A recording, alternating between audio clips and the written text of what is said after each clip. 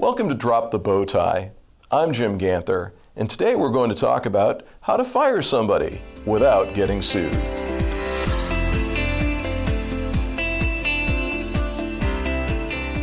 Yes, you are allowed to fire employees, and no, it is not a crime. 49 states are what we call at-will employment states. The one exception is Montana, which codifies certain protections that generally exist under the common law of the other 49 states, but that's beyond the scope of this episode. At-will employment means you may fire an employee at any time, and the employee is entitled to quit at any time. Severance pay from an employer or 2 weeks' notice from an employee is nice, but not required by law.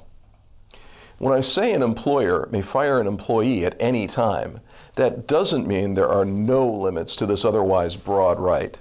In a nutshell, an employer may terminate an employee for a good reason or for no reason, but not for a bad reason. What constitutes a bad reason?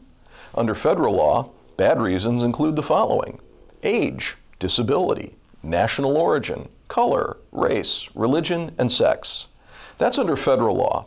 Individual states and localities may have additional protected classes, so always check with local counsel if you have any local questions. There are 3 exceptions to the at-will employment doctrine. The first is called the public policy exception. This means that an employer may not terminate a worker for taking advantage of services or rights to which they're entitled. For example, you may not fire an employee for filing a workers' comp claim. The second exception to the at-will employment doctrine is implied contract. If your dealership has an employee handbook that sets forth steps to be taken before an employee may be fired, those steps must be followed. If they aren't, you may have a lawsuit on your hands. The third exception is called covenant of good faith and fair dealing. This is not common and is recognized in only 11 states. But if you're in one of those states, your right to fire an employee for no reason may be somewhat limited. And here's where it gets tricky.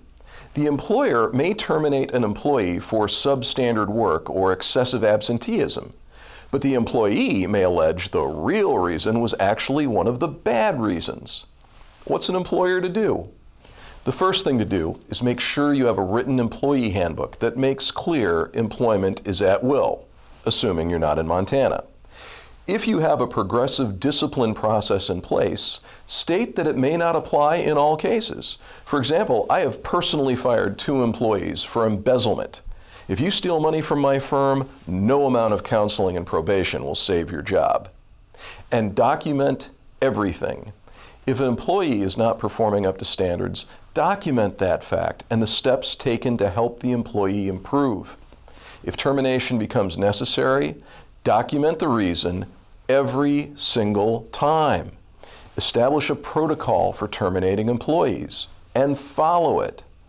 If the terminated employee is over 40 and you ask for a release, generally offered in connection with a severance payment, that older employee must be given additional time to review the document, have the ability to revoke the agreement for a specific period of time after signing, and be told to consult an attorney before signing. If the employee you fired has health insurance through the dealership, you need to provide a COBRA continuation notice. If all this seems complicated, well, that's why we have HR professionals. If your dealership doesn't have a full-time HR director, there are part-time on-demand professionals that can pinch hit as the need arises.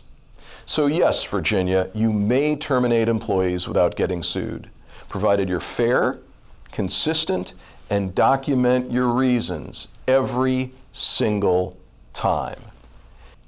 For Drop the Bow Tie, I'm Jim Ganther. Thanks for watching.